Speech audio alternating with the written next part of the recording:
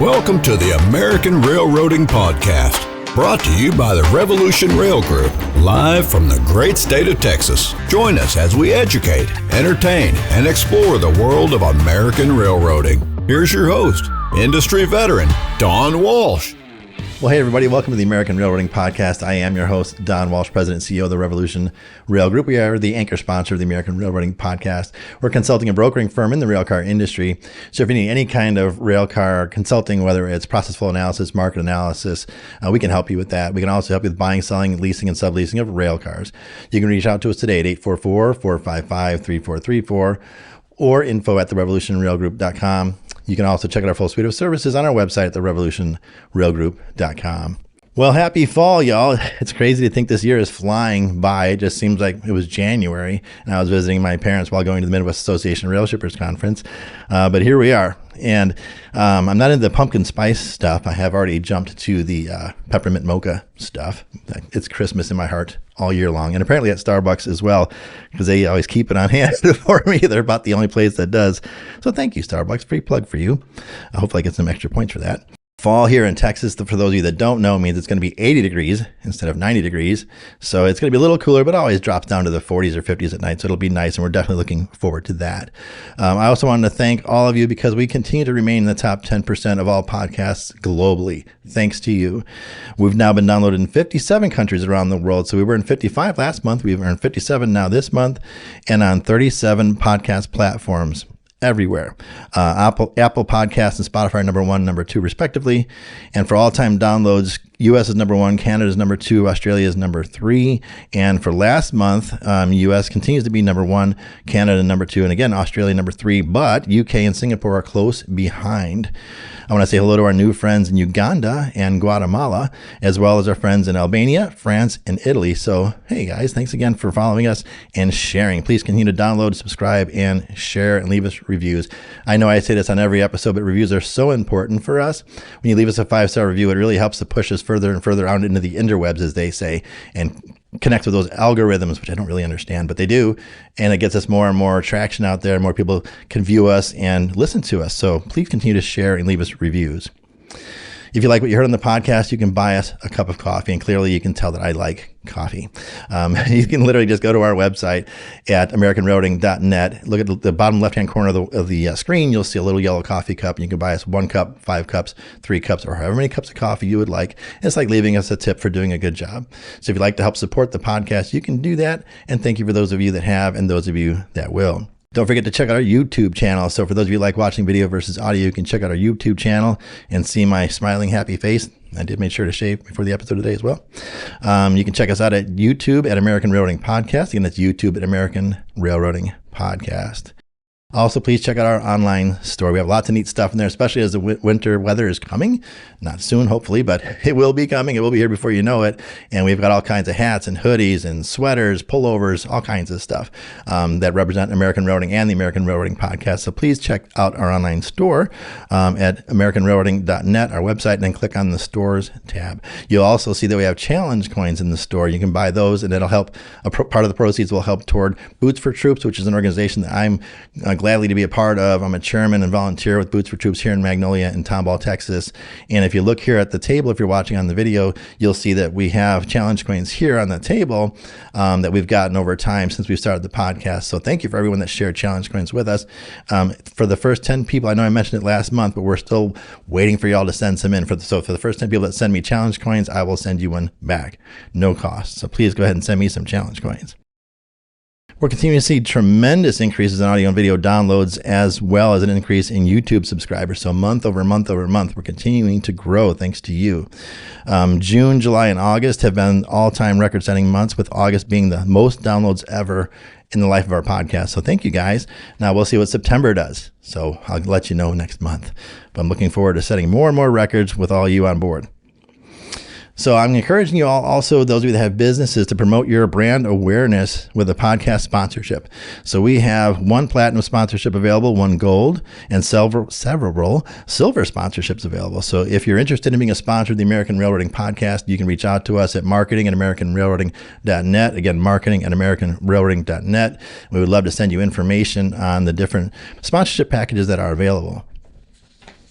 Now, we've been talking for several months about our third annual Honor Our Heroes Award, and the nominations are in. So we will be pulling the name of the winner today at the end of the episode. So please stay tuned for that. And that is sponsored once again by our friends at Boots for Troops in Tomball, Texas.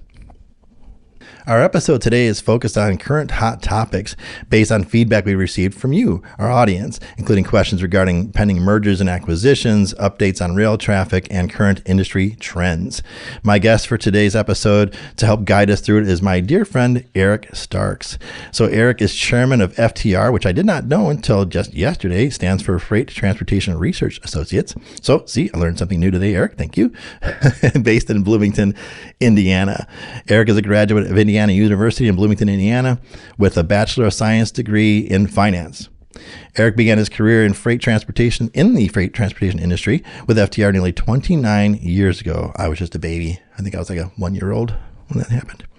Having spent his entire career in the freight transportation sector, Eric is a leading researcher in freight modal share analytics and forecasting. As Eric's background includes research in both rail and truck freight movements, as well as asset equipment purchases, he is one of the premier industry forecasters on transportation equipment demand for rail cars, commercial trucks, and trailers. Eric is frequently called on to speak at Wall Street analyst meetings, association events, and private meetings for his unique ability to communicate with his audiences. Eric's ability to easily convey how the macroeconomy, logistics, freight, and equipment demand impacts their representative businesses make him relatable and entertaining. And I will have to comment on the entertaining part. So Eric, I believe, was speaking at the Midwest Association Rail Shippers Conference. This was right after they opened up after COVID. And people still weren't shaking hands yet. And if I remember correctly, he had us all bumping elbows to say hello to one another, right? I believe, Eric, I know that was you, right? Oh, yeah. I taught you the secret handshake. Do you remember the secret handshake? I do remember the secret handshake. We'll have to teach that later. So we'll go over that for all of our guests on YouTube for sure. So Eric was also an adjunct lecturer at the Indiana University Kelley School of Business for 4 years, teaching MBA students transportation and distribution strategy, and was instrumental in the creation of the Indiana University Transportation Board. Eric and his wife have 4 children and live in Bloomington, Indiana, where in his off time he enjoys woodworking and going fishing with his youngest. And with that, Eric, I say welcome to the American Railroading Podcast. Well, thanks for having me. It's such a delight to be here and hang out with you for an hour or so. You know, our job today is to keep everybody awake, so I think we'll be okay. I think we could do that. Hopefully, we're not going to put anybody to sleep in the next hour or so. But having grown up in the Chicagoland area, I've spent a lot of time in Indiana, especially in the Indiana Dunes as a kid. Loved going there. I think we even went there for our senior trip when I was in high school, which wasn't that long ago. It was like 10 years ago. But one question I've always had is, what is a Hoosier?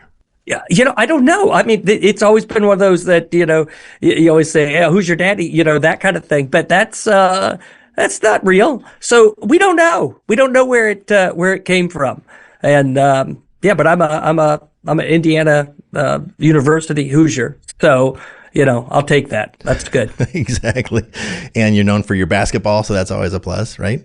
And amen. We'll take that. Yes. And who knew that we would actually be a football school? I don't know, man. It blows people's minds when I have to tell them that. I'm like, we are now a football school and Alabama's a basketball school. Who knew? Who knew?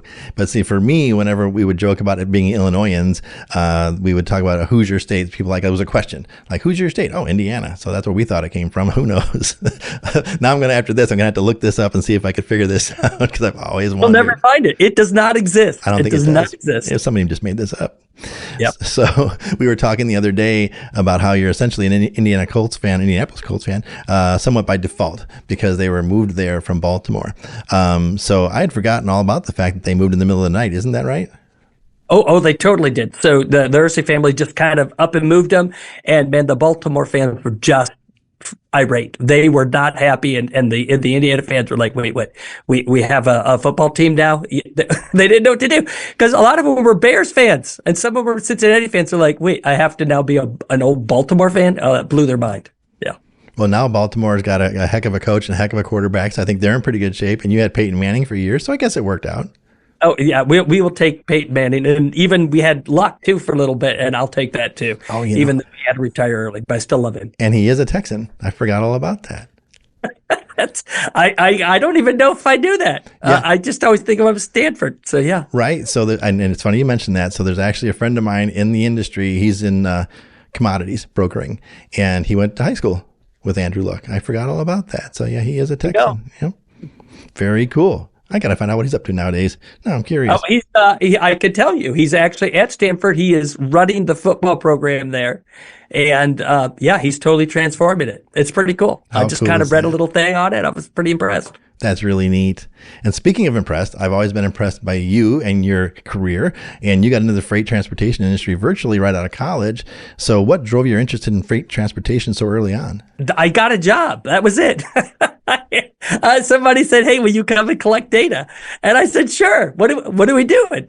And so for me, it was not even about transportation. It was that somebody was going to pay me for something. I literally thought I was going to go do the Wall Street analyst thing, and that did not pan out at all. And in hindsight, I'm like, I'm so glad that didn't, because it kind of launched me off into what I'm doing now, and I very much enjoy it.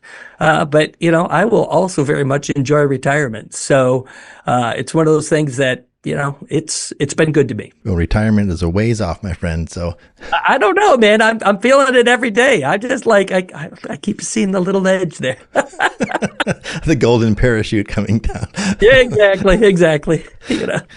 I'm there with you. I am planning. Trying to anyway. And I believe FTR was established in 1985, which was before, obviously, you had even graduated. So this was before your time. So how did FTR come about?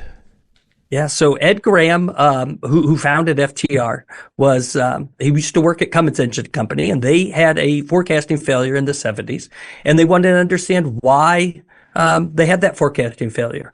And so what they went and they said, okay, they told a group of people, and led by Ed Graham, to go and understand that market. And what they found was that they weren't capturing the essence of what was driving demand, and that was the freight market. So if you kind of go with the basic premise of why do you buy a truck?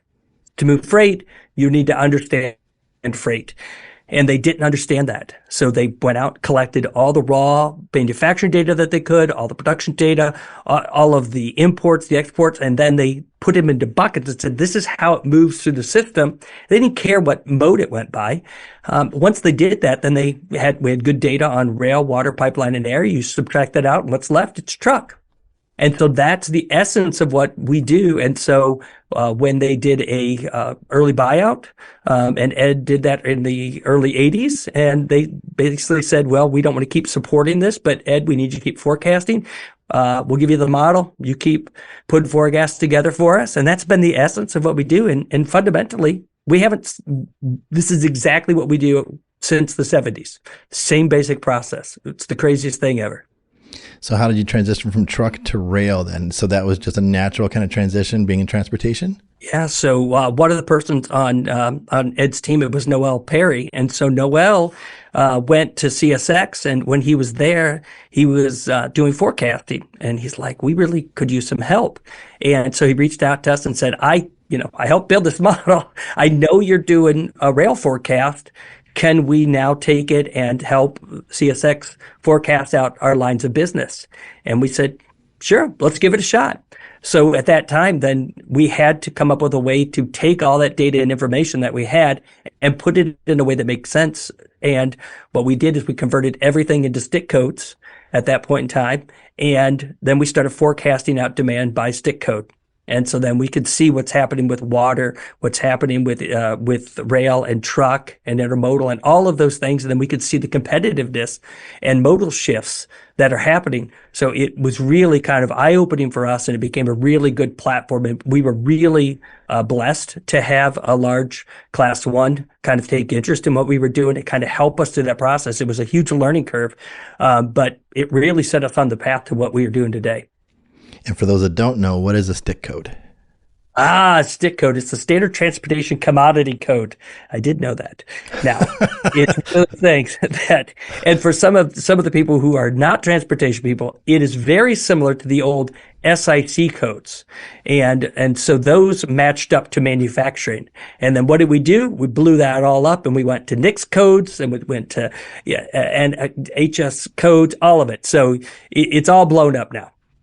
But the basic essence is that's really what it was doing. But it then allowed you to talk about it in a transportation way. And so the railroads put that stick coding together. I mean, you're talking way back when, and it's held up fairly well. There's been a few things that they've had to add over the years, but by and large, it's really a solid thing to be able to look at. And we still do it today.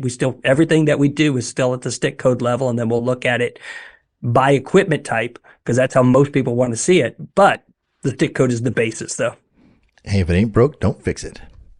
Amen. But you know what? I have a feeling that things are going to keep breaking over and over again. The amount of data that we're going to have access to is just going to be different as we go forward. So we're going to have to be adaptive to what's going on, and it's going to be an interesting time. For sure. And I'm fairly certain we met at the Mars conference in Chicago in the winter many years ago, probably about 20 years ago. So we were both just kids at the time, barely out of school. Didn't even shave yet, I don't think. And I've attended several of your webinars over the years, of course, and I've been to your FTR Transportation Conference in Indianapolis, Indiana as well, which the most recent one just took place September 8th through the 11th. So would you like to take a moment and tell our audience a little bit about the conference itself? Yeah, it actually was a great conference. We had 4 full days of content. We talked about truck equipment and rail, so truck and trailer equipment. We talked about truck freight. We talked about rail, intermodal, rail equipment, and the economy and everything that surrounded that. The biggest takeaway from all 4 days was uncertainty, and everybody is completely uncertain about what, not only the environment where we are right now, but the future. And one of the compliments that I felt like we got was from some people was, thank you for forecasting, because it is so difficult. They just need a basically something to look towards to say, this is a guiding light. Whether or not this is correct or not, we at least have something to point towards, because that amount of uncertainty is so huge right now. But in general, we've been trying to understand. I think people are hopeful. But they're also starting to become much more realistic about what the environment is, and should they be doing risk assessment, right? And so risk assessment could be good or it could be bad, because everybody says risk and you think bad, but it could be that things materialize better. But most of everything is that we're seeing the risk on the downside right now, and basically no growth this year and next year, by and large, until we get into maybe 2027. Even then, there's a lot of question marks there. We'll get into some of those question marks as we go on in the episode Amen, today. we will, yes. So looking forward to that. And we'll also get into more about your upcoming symposium here in Houston in November. We'll talk about that toward the end, so very please stay tuned to hear more about that, along with your friends and my friends at Railroad Financial Corporation. So we'll get into all of that at the end of the episode. Everybody, please stay tuned. So as we enter Q4 2025, and it's still shocking that I say that because it doesn't seem like the year has gone so fast, but it sure has. I wanted to share some industry updates with our audience with your help, of course. So let's start with the outlook for rail freight. So beginning with our economy, which seems like a great place to start, always is. Where is our GDP today? And is it about where you may have expected it to be? Yeah. So we have to kind of take a step back and say, okay, what was the expectation at what point in time? So let's kind of set the point in time at the end of last year and the beginning of 2025. The expectations we came into the year was that the economy is doing fairly well. The market was turning, and that by now we would be in that 2+% type of GDP growth market. And that has not worked out that way at all. We've had a lot of volatility for GDP in the first half of the year. And in fact, roughly we've averaged about 1.5% for the first 2 quarters of the year. We're going to see something in about 2.5%, maybe 3% in the third quarter. But the reality is we're actually headed towards somewhere between 1 and 1.5%. And that actually is kind of that concern as we look into Q4, Q1, that it's going to be a softer period of time. And one of the underlying things that's really driving that is not the consumer, but it's really the business sector. And I know we'll dive into that a little bit more, but there has got to be investment in that particular market, and that has started to dry up. Yeah, and trade is obviously very important to our economy. And you talked to me about this in the past. Trade has been on a bit of a roller coaster ride. So do you see that roller coaster ride coming to an end? Again, all a matter of perspective. Well, here's the fun thing is I used to love roller coasters, right? I would just, and now I could do one and then I have to sit for a couple hours. So that's one thing. So I'm like, okay. And the roller coaster ride has been very significant up to this point. So we started the year under 2.5% effective tariff rate. So that was what kind of went into our modeling for GDP. It then quickly shifted up to over 30% effective tariff rate. And that blew everything apart. And then all of a sudden, next thing you know, there were some rulings. It went down below 4%, it went back up 20%, down to 15%. So it's been all over the place. And we're finally getting to a point where we start to know a little bit better about where that sweet spot is. That sweet spot is somewhere between 15 and 20%. However, we have three major things that are looming out there that we have not been able to solve up till yet. The first one is China. They have punted on that, so we won't know anything at least until November. And so that basically puts us towards the first part of the year. And then the other one is talking about Canada and Mexico. We have the USMCA agreement in place. Trump was not overly excited about that. He pretty much just said he doesn't like the USMCA agreement. It's a horrible deal. And yet he was the one who put that deal together. Now, he will argue that to the hilt, I'm sure, because ultimately what we found, we know is that he did not want to do that particular deal. He wanted to blow up NAFTA at the time. So now we go into 2026 and we get to a point where they're going to do it's a review period. And I fully expect, and this is just my opinion personally, this is not FTR opinion, this is my opinion, that he will blow up USMCA and want to start from scratch. So ultimately, that creates what? More uncertainty. And uncertainty causes us to pause and to do nothing. And that is the big takeaway right now of as we move into next year that I get worried about when I think about the market. Well, and speaking about tariffs, you mentioned it earlier. Can you explain to our audience the intention or what you believe the intention of the tariffs were in the first place and if they've had that desired effect so far? Yeah, so it's really interesting because the administration has kind of said multiple different things. But Trump, when he was on the trail, he basically said, I want to use it to raise money, right? We're going to raise money. And he kept saying, we're going to charge the other countries to do that. And the reality is, and he knows that that's not the case. It is a tax on the U.S. businesses that are buying things.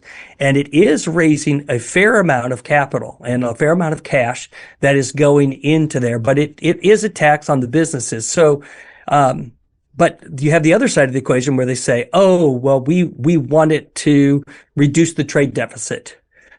I think that was more excuses of being able to put that into play because they were trying to come up with ways to be able to justify putting those in play. And I'm not saying that it's a bad thing to have done that, but there's clearly a disconnect about sometimes what they say on one side versus the other. And early on, they were very clear about it going for that. The other thing then too is, which I never thought I would actually have to read the whole Project 2025 stuff, but I did.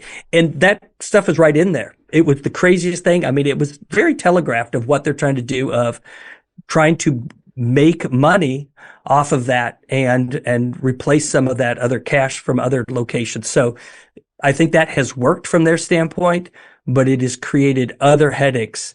And I can tell you right now, we have had multiple discussions with large conglomerates and businesses who said, nope, they will not do this. They will not go down this particular path because it will disrupt business so much. And the administration basically said, yeah, we're good. And everybody was kind of shocked. I wasn't shocked. I'm like, they said it. They're like, he's negotiating, he's deal making, he's kind of setting the stage, and you're just like, okay, this is why for me, as we start thinking about next year, that I get concerned that they're going to blow stuff up because I'm like, he said it, and they're like, he won't do it. So these are the things that, in essence, I think it has worked to some of the extent of what they were doing, if it is ultimately to bring more cash in. Right. Okay. And in one of your presentations, one of your many presentations, you referred to something that I thought was pretty cool called Freight Growth Triad, which I thought was pretty neat. The freight growth triad is made up of investment, industrial, and consumer, all of which you've mentioned earlier. So we're going to get into each one of those little aspects now. So manufacturing and industrial production are always a staple of the the rail freight economy. I'll get it right sooner or later. It's okay. You're good. So how are manufacturing and industrial production looking overall right now? Yeah. So if we look at, manufacturing in general has been fairly flat, and it has not moved for basically 2+ years. It's been the craziest thing. That market is just there. We saw it start to ease up and move higher a little bit, but it's just kind of been hit and miss. And there's a couple things that are in there that are a bit surprising. One of them is the strength with automotive. They have continued to produce a fair amount of automotive above and beyond what we thought. Even with higher costs that are happening in there, they actually have been absorbing a lot of those costs that businesses have. I don't think they can continue to do that indefinitely. So our expectation is that that starts to soften a little bit more as we go forward. But that clearly manufacturing has kind of just stayed there. And it's very consistent with the rail data is telling us is happening. But there has been a shift in some of that, and we can talk in a second here about the investment equipment portion. And that's right where I was going next. I knew you were. I was reading your brain, man. Thank you. I could tell. We're right there. That's right. That's right. The railcar manufacturing portion is what I know our audience is definitely interested in. And we touched on it in other episodes as well, but we really haven't gotten into the nitty gritty of it. So how is railcar manufacturing looking right now? It's tough in that market right now. So let's set the stage. Why do you buy a rail car? Right? I'm going to ask you that. Why do you buy a rail car? And Don, you say moving commodities. Moving commodities, moving freight. That's exactly it. And if we have that as the premise, then if we have a freight market that has been fairly flat for 2+ years, then when you have a flat market, you basically are just at replacement demand. And so that's exactly what we have seen. Things have softened to the point where people are only replacing equipment. They're not adding equipment to the market. In fact, we're probably at the lower end of replacement demand. So the market hasn't collapsed at all. It's not like an 08, 09 type of a situation, but it clearly has softened, and it's hard to see how we get out of that doldrum in the short term. So the orders have clearly stepped back. Backlogs have been shrinking, and they're doing the exact same thing that we're seeing other businesses do, which is waiting till they have some clarity on stuff. And so let me just kind of highlight real quick, and maybe I'm jumping ahead on things, but the big issue with tariffs is not tariffs in and of itself. And whether or not people agree or disagree with tariffs is almost irrelevant at this point. What we would like to see, or what I would desire, is that there be some clarity. And so whether that is you're going to have high tariff rates, great. Then people can plan. If you're going to have low tariff rates, great. People can plan. When you keep shifting, then people can't plan. And that has been the broader issue that we're seeing right now. And then I do think that the other part of that is because it's been 6 months or so of just nonstop volatility of we're going to do this. No, we're not. We're going to shift. Is if the administration now says, hey, we're going to do X, Y, and Z, do we believe them from a business perspective? And I think the short answer right now is most people would say, no, I don't, because they could change their mind at any second. And so next week, a month from now, that might change. And then on top of that is you may have a different change of administration, right? Or you may have Congress shift. There's a lot of unknown variables. So it really makes it hard to invest. And that's really what we've been seeing is that investment has started to dry up. And on top of it, when the freight market is just flat, people just say, I'm just waiting. Rail car's a 40+ year asset. You're not buying it for tomorrow. But if the amount of uncertainty today is you're like, I can't buy it and make my money back, that makes it really difficult. Yeah.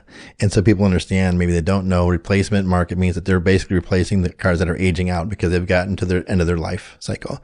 Correct. So, yeah. Yes. And that makes sense. So how much of the current cost of capital is affecting things right now? So I think that let's have just a little discussion briefly on the cost of capital, because there's different ways to think about this. Typically, if you have high interest rates, the cost of capital is high. Your decision making changes. You say, I can hold on to cash and I can make money on that cash, or I can spend it and make money on that. And the higher that cost of capital is, the more you're like, oh, I'll hold on to cash. And so back in the 70s, the cost of capital was really high, and you're like, well, I'm not going to invest in stuff. I'm just going to hold on to cash. As we got into, the 2000s through the Great Recession, it was fairly modest. And so if you spent it versus held it was almost equal. Now, after we got out of the Great Recession, that cost of capital has been so low. It's basically free money. So you're like, great. I can spend it. I can hold it in the bank. I can hold it into inventory. It doesn't matter. Now we saw that the Fed pushed that up. And when we think about the real rate of the cost of capital, you take what the Fed has put out there and you say, here's what the rate is minus that inflation. And then that gives you a real cost of capital. And we're sitting somewhere just north of 1%. Historically, it's been closer to 2 or 3%. So in essence, we actually are lower than before. But if you are used to negative numbers, right? If you're used to having a negative real rate of, say, minus 1%, you're like, that's free money, right? You're like, give me some free money again. So people are hoping that we get back to there, even though we have kind of normalized. And so we're at a good spot in a lot of ways, but there has been a lot of noise of people saying, we got to pull the lever. We got to bring interest rates down because we need to stimulate that. And there is some truth to that because there are a few areas that could use that help. For example, housing has been really decimated by that.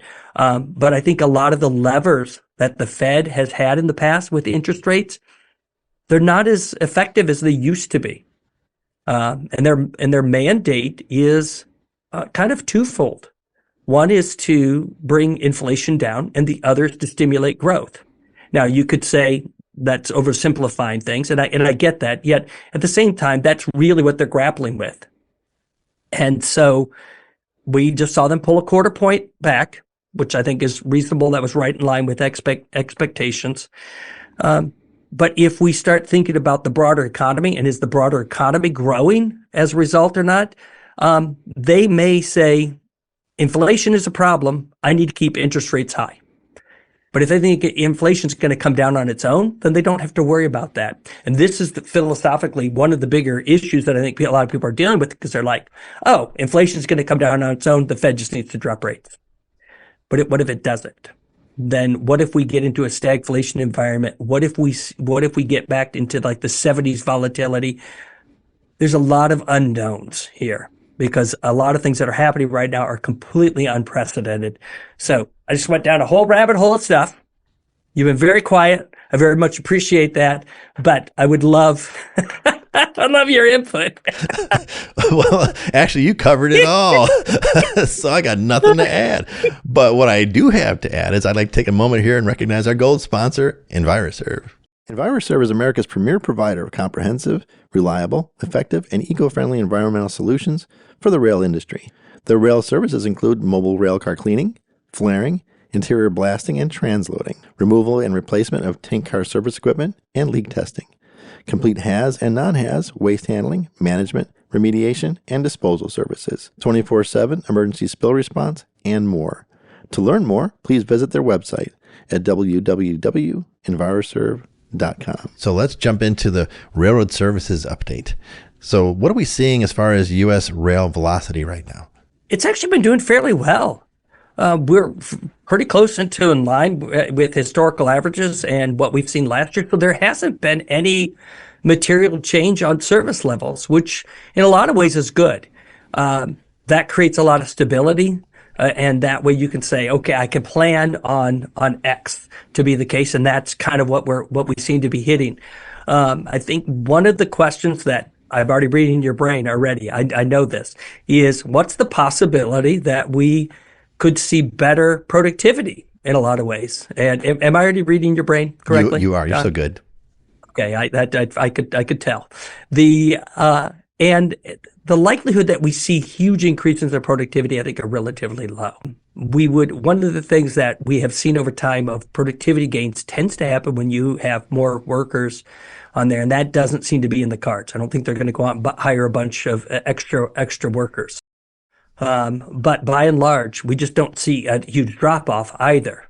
So with rail volumes where they are, we shouldn't see a material change. Now that could shift if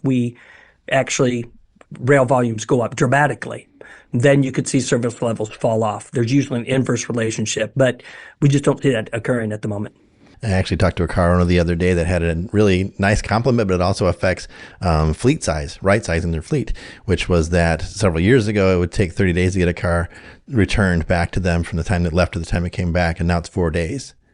And that's just the one car owner's example, but that's interesting. But it really shows how much improved things have become, certainly since COVID, right? So, one of the things we look at too is that turn time is really paramount. So sometimes everybody looks at just speed. Well, speed is just when the car is loaded, moving. In essence, is what they're calculating by and large. But what if it's what if it's an empty load? What if it's going back? And one of the things we have found over time is that when things deteriorate, is that they will go straight from loaded from point A to point B, and then go from point B to point A, and then they take a route completely around from it. So you're running more empty miles than you are loaded miles. That's when it becomes really problematic. And that hasn't really seemed to be happening as much right now, which is good. Absolutely.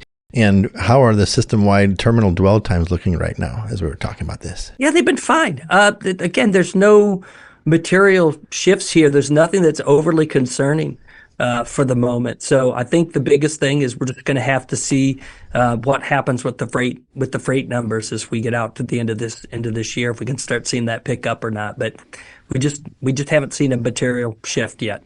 Okay. And car loads are important, obviously. So how are the overall car loads looking in the U.S. currently? They have been basically in line with last year levels. When we look at different segmentations, it kind of shifts a little bit, but the total carload market, we saw it earlier this year heat up a little bit more than where it was. It's kind of eased back, and now we're just sitting along those year-over-year levels. And then by and large, we've been fairly close to the 5-year average. So it's not deteriorating necessarily, nor is it accelerating. And I think that's just kind of the basic essence of it. But there clearly is some nuance when we think about the different markets. But overall, the carload market has just been basically flat. Are you seeing a particular car type that's more advantageous, performing better than others right now? Yes. So there's a couple things. And so let's talk about it from a commodity standpoint, because that'll help us understand car types. So the grain market actually has been doing very well up to this point in time. We have a nice bumper crop coming in, so that has been helping the covered hopper market heavily. That is welcome. What I do have concerns on from there is we have not seen, for example, any orders from China for soybeans. So what does that mean as we think about the end of this year and into next year? I don't know. But that could have some impact on pricing and then how stuff moves. So we'll keep an eye on that. That has been good. Coal, actually, up to this point in time, has been doing fairly well. It just started to kind of ease a tad bit recently, but a lot of that has to do with the price of natural gas. The price of natural gas has been higher as we started the year, and that's kind of pushed more into that coal market. So there's this interesting discussion about, can coal stay and will coal grow? Fundamentally, the answer is no to both of those. And honestly, a lot of the stuff that people are like, oh, the administration has done all these different changes that's driven it. And really, the whole thing truly was just the price of natural gas. So it hasn't fundamentally changed those underlying dynamics. One thing that we have been hearing, though, is that some of the coal-fired plants that they have looked at mothballing have decided to stay online a little bit longer. So I think that you can probably contribute some of that to the administration, but you're really not going to see any building of coal-fired plants in the future. So you're really just kind of on borrowed time. But those have been doing fairly well. The other one has been scrap metal. And that actually has been going very well. So tells us that the underlying metal market has been doing fairly well, and the demand is relatively robust. And believe it or not, and brokering is part of my business. I've been getting a lot of calls about coal cars, wanting to purchase coal cars, and they're not available. They're not out there. So maybe new car, I suppose, but looking for used existing cars is very difficult for coal. So it must be doing reasonably well. It is. And what is crazy is there has been some discussion about people building coal cars. I don't think that it is a real discussion. I think it's people going, hey, maybe we should think about it. And everybody goes, no, we're not going to do it. Because it's a 40 to 50 year asset. Are you going to get that return on investment? And the short answer is you're not going to. It's too, especially you see that secular decline in coal. And it's not that coal can't be competitive stuff, but longer term structurally, I think it's just not going to be able to be there. Well, and living here in Texas, I get asked about the energy sector all the time. I volunteer at church at the front door, so people can stop me at the front door all the time asking me because they work for one company or another. And so is it possible, we've talked about tariffs quite a bit, but is it possible that either sanctions or tariffs could help the U.S. energy production in some fashion? The short answer is no. I don't think it really does. So we kind of have to put this in a couple buckets. So let's think about energy in a couple different ways. One is, let's talk natural gas first and foremost. That is not going to be shifting based upon global markets or shutting markets down. The one thing that could be potentially helpful is the export market of pushing stuff out. But as we continue to get a lot of our partners to hate us, they'll be like, why would I do that? Right? So you're like, okay. So I think that the ability to see that growth from there is difficult. Plus, the other part of that is, even though we have seen prices going up for natural gas, most of the companies have been very diligent at holding back. Right? They have basically held the line and they said, we're not going to overinvest in these areas. And early on, when that investment boom was happening, we were seeing a lot of people, a lot of smaller companies going out, drilling. And they basically said, hang on, I'm going to wait. And the smaller companies are like, I can't afford to come back in. So it's really the big companies, and they're like, I have zero incentive. I'm already getting higher prices for my good. I have zero incentive to really increase production. So they're like, why would I do that? And that also has bled over into the petroleum market. So that's been another area that there has not been a huge incentive to this concept of drill, baby, drill. It's not that easy. I mean, we're already drilling a lot. We are self-sufficient. We are one of the largest. I think we are the largest producer now. I mean, we've got to the point where we can kind of set our own destiny, but we're not in a position where people are saying, just start going crazy. So we'll see about that. The final one then is things like biodiesel. That's been another big area for rail that has seen a lot of growth. And what's crazy is that I think in general, most of the administration is good with it, but then they hear the word bio and they're like, nope, that means green. And they're like, no. It's the craziest thing. And so it's not necessarily being seen on its merits. I've never seen anything like it. So I have a feeling that market could be on the outs, but as of now, it seems to be doing okay. The first thing I ever thought of when I heard of bio was biohazard. So when I heard of biofuels, I'm like, oh, that must be dangerous. Turn me into the Hulk, which might be kind of cool. But no, I mean, soybean oil or soybean fuels, right? That is a biofuel. So it's safe stuff, and it's opportunities to go in different renewable fuels, right, type of areas. Well, and especially if we really start to struggle on exporting our grain markets, right? And I include soybeans when I say grain, but those could be opportunities that are there. I mean, we went through the ethanol boom. Ethanol continues to be pretty decent, a lot of those things. So there are opportunities. It's just about letting the market forces play it through. Yeah. Well, and speaking of markets, there's a very hot topic out there right now, which I'm sure you're aware of. It's all over media and rail world anyway, and transportation. And it's a big deal. It's something that we should be excited about and be talking about. But it's the proposed $85 billion merger of UP and Norfolk Southern. And per UP.com, it says it'll be creating a combined enterprise of over $250 billion with a B. So what is your opinion on some of the pros and cons of this proposed merger? Well, first and foremost, I will say that a year ago, never in my wildest dreams would I think we would be talking about any type of merger, because that just wasn't in the cards. And for that to shift so quickly overnight is just fairly stunning, to be honest. And I'm to the point where I'm like, I think the deal will probably go through. Now, having said that, that is not based upon merits of it. That's just saying based upon the environment that we're in. But in general, there are clearly pros and cons all over the place on here. It depends on which side of the equation that you're sitting on.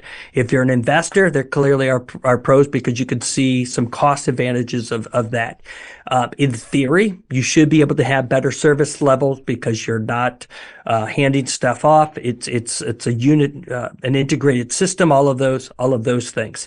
But a lot of shippers are really worried about this, because they become even more captive by just one railroad. And that is really difficult sometimes for them, because then they have no bargaining power in a lot of ways. So I think it's yet to be seen do the pros outweigh the cons and so forth. But I think it really does depend on where you're sitting out there. But my gut right now says it'll probably go through, even though my brain says, how did we even get here? And I won't go through all the different processes that happen next, because we've already done that. We had our guest Patrick Fuchs, STB chairman, on an episode earlier this year, and I asked him if he could go through the process. How does this work? What happens next? So anyone that's listening or watching and wants to learn about what happens next, please go back and listen to or watch my episode with Chairman Fuchs from the STB, and I think you'll learn a lot. I know I did, and I'm probably going to go back and watch it again just to remind myself of what all happens. But it's a lengthy process. It doesn't happen overnight, and so it's going to be interesting. And so do you think there's any chances now that this has kind of happened, we didn't expect it, and I agree with you, we did not expect this to happen, especially so soon after the last one, the CPKC. So what are the chances of any more maybe we'll just call it partnerships on the horizon? Are you hearing anything like that?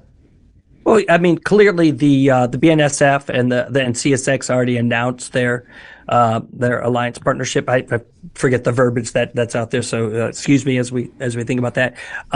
What's crazy about that is actually that allows them to kind of hit the ground running right away, whereas the UPNS, they have to kind of wait for this process to kind of go through. So it's really interesting to see some of those dynamics. But ultimately, I think that's probably as much as we're going to see at this moment. But again, a year ago, never thought we would be talking about this.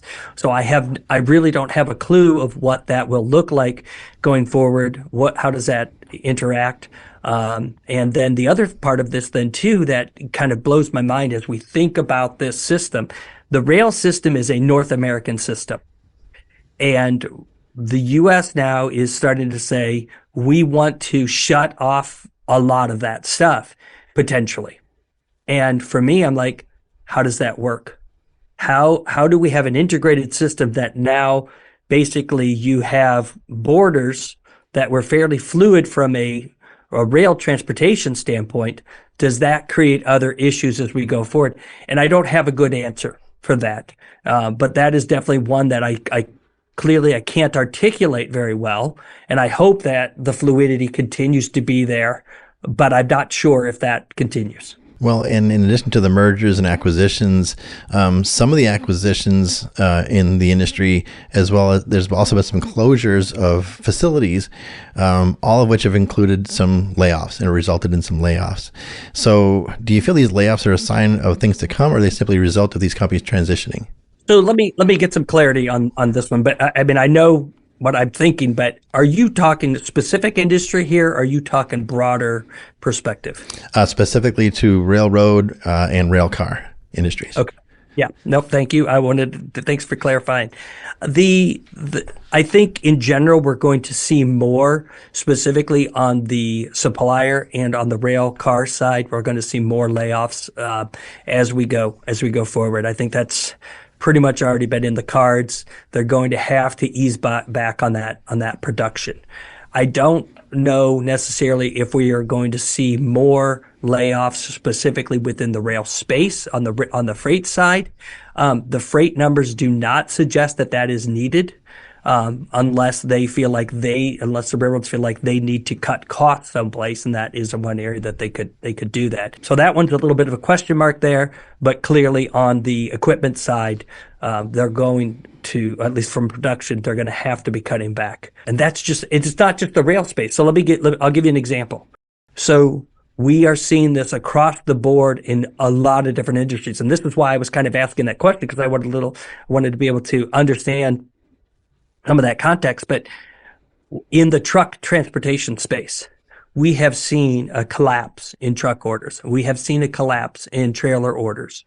And this is a group that is fairly, they embrace what the administration is doing in a lot of ways. And so for this to be a group that has basically said, hang on, I'm not buying, actually is somewhat stunning. It tells me that there is fundamental softness in the market that hasn't been completely felt all the way through. So if it's happening here, I guarantee you it's happening in all these other sectors.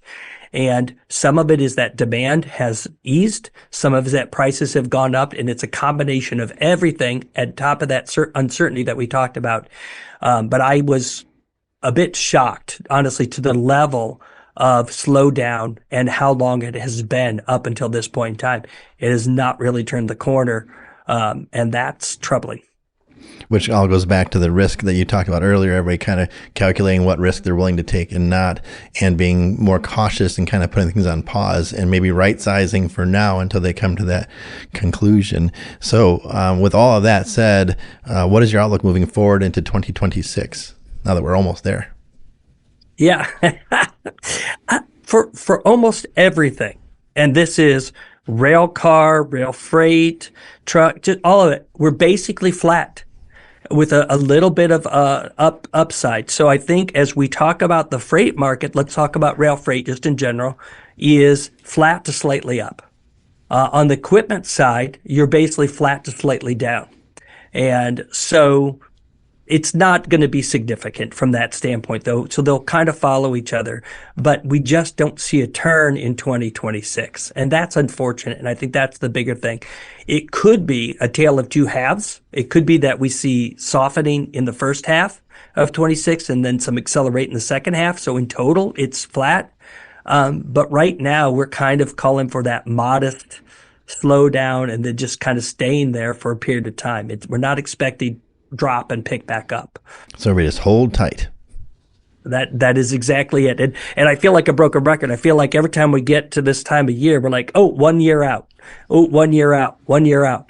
And it's difficult for people to plan when that keeps happening. And I get that. Yeah, and during COVID, we said 2 years out. That is so true. And COVID was crazy because everything shut down, and we're like, oh my God, the world has just completely stopped. We're never going to see freight move ever again. And then all hell broke loose, and then the markets just fundamentally shifted and changed. And it was exciting to see and maddening at the same time. Yeah.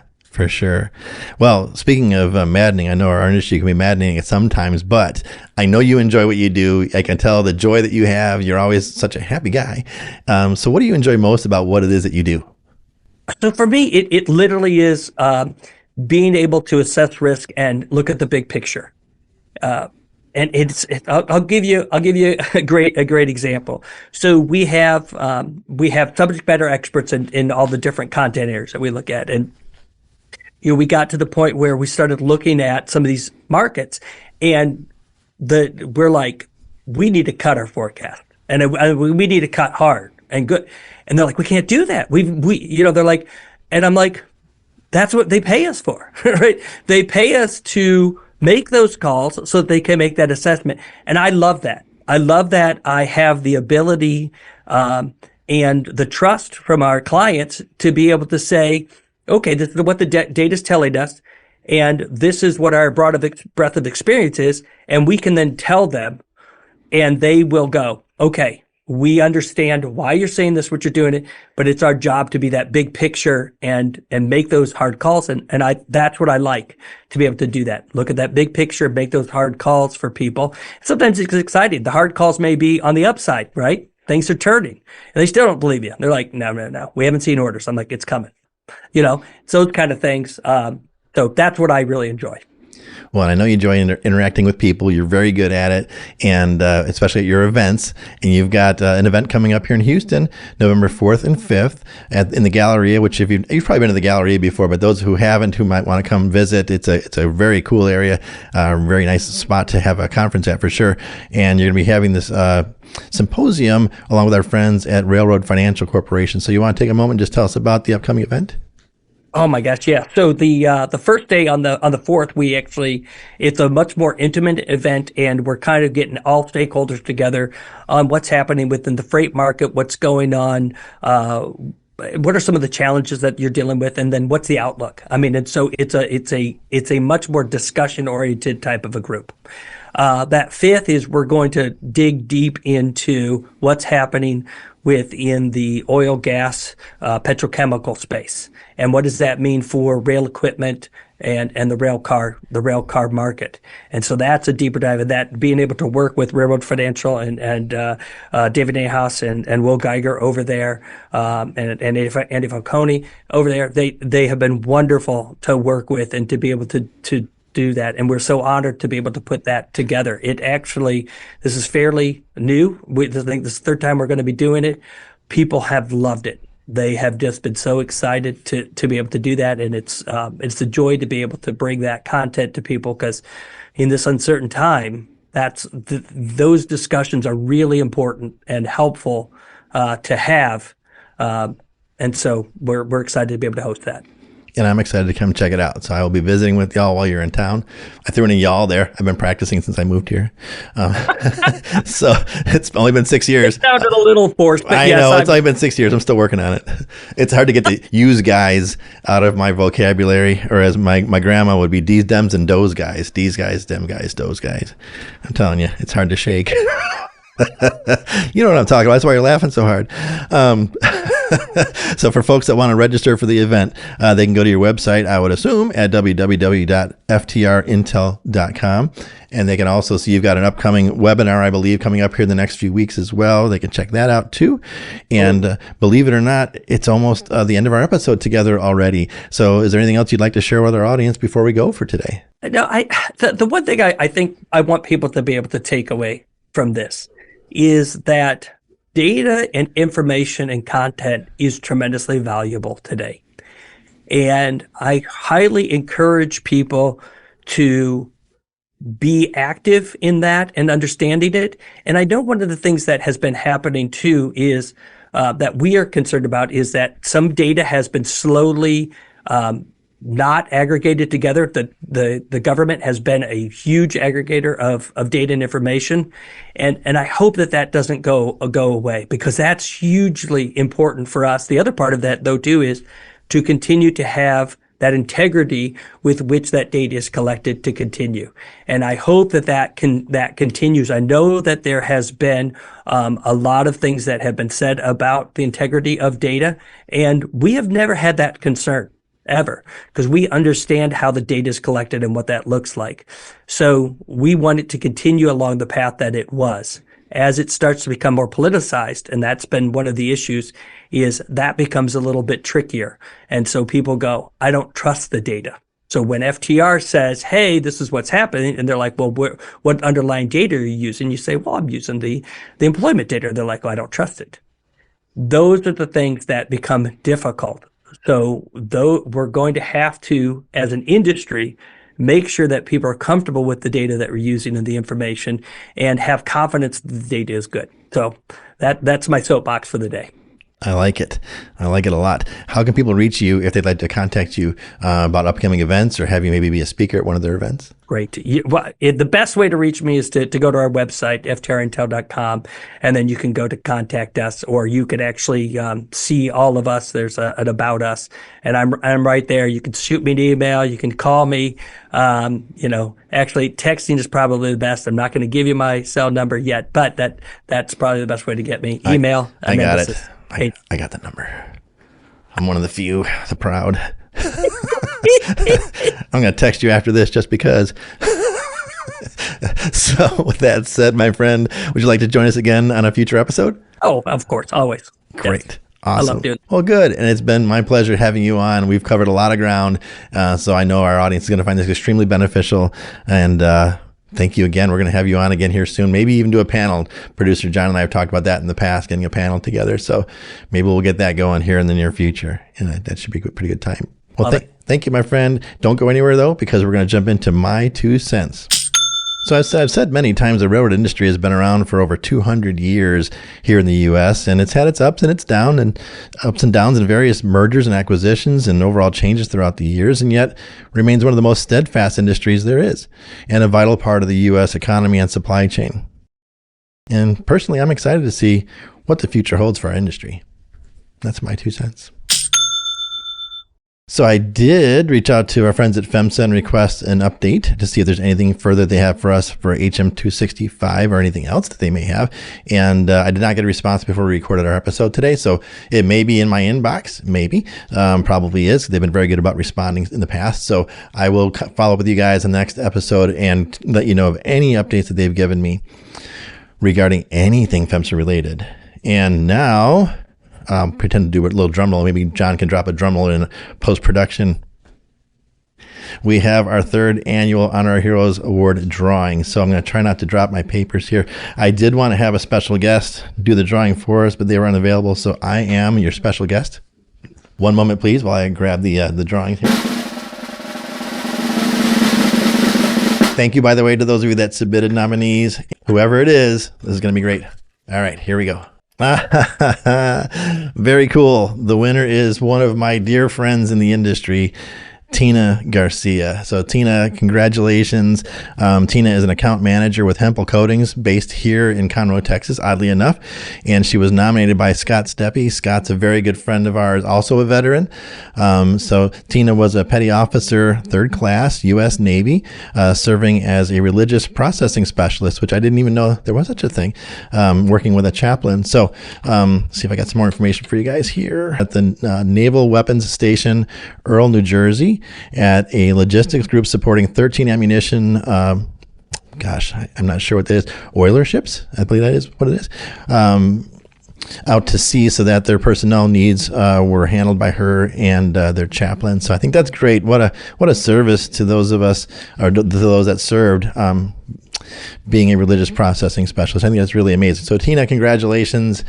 You are our winner for 2025 for our Honor Heroes gift package sponsored by our friends at Boots for Troops. And since you're local, maybe I'll just hand deliver the darn thing. So one won't have to ship it to you. And we also have our Boots for Troops 10th anniversary concert in the country coming up October 17th and 18th. So that'll happen between now and our next episode. So whether Tina, you want to come out, or anybody else wants to come out that's in the Houston area, please do so. It really goes to support our endeavors throughout the year. We send care packages to troops all around the world. We also do service dog training for our veterans, scholarship programs for spouses. We do all kinds of fun stuff. And we've got 2 days of country music artists this year. So we've got Shenandoah, Bree Bagwell, Pat Green, Tracy Lawrence, Daryl Worley. So we've got a bunch of really amazing country music artists this year. So go to concertinthecountry.org and you can get your tickets there. Tina, congratulations. I will be reaching out to you with this very special award for you. In case nobody noticed, that was my Chicago Bears helmet that I was using because there's nothing else to use it for currently. So that just seemed to make sense. Oh, goodness. I also want to congratulate a friend of mine, Dick Kloster, for being nominated by President Trump for the vacant Republican board seat on the Surface Transportation Board. Current Republican board member Michelle Schultz has also been renominated by the president, and then both nominees will now go for Senate confirmation, then the timing for which is unknown currently. And I also believe that the Democratic seat is still vacant currently for the Surface Transportation Board. So congratulations, Mr. Kloster. I've known him for many, many years, worked with him at GE Rail many years ago. For those of you that are old enough to remember that thing even existed, congratulations, Dick. Good luck out there, and good luck especially with the Senate confirmations. I want to once again recognize our anchor sponsor, the Revolution Rail Group, aka me. So we're a consulting and brokering firm in the railcar industry. So we provide all kinds of consulting services, whether it's merger and acquisition consulting, process flow analysis, market analysis, anything I haven't even thought of, I will do it. Trust me, if I got to cut your grass, that's fine. Just reach out. 844-455-3434. We also do all kinds of brokering, buying, selling, leasing, and subleasing of rail cars. Again, reach out to us today at 844-455-3434 or info@therevolutionrailgroup.com. You can also check out our full suite of services on our website at therevolutionrailgroup.com. And with that, my friends, I say God bless, make it a great day, and we'll see you next time. Thanks for joining us on the American Railroading Podcast. If you've enjoyed what you've heard, please subscribe to the show on your favorite podcast app. And if you have a topic you'd like us to cover on a future episode or want to support or sponsor the show, please visit our website at AmericanRailroading.net. Thanks again for joining us today, and we'll see you next time on the American Railroading Podcast.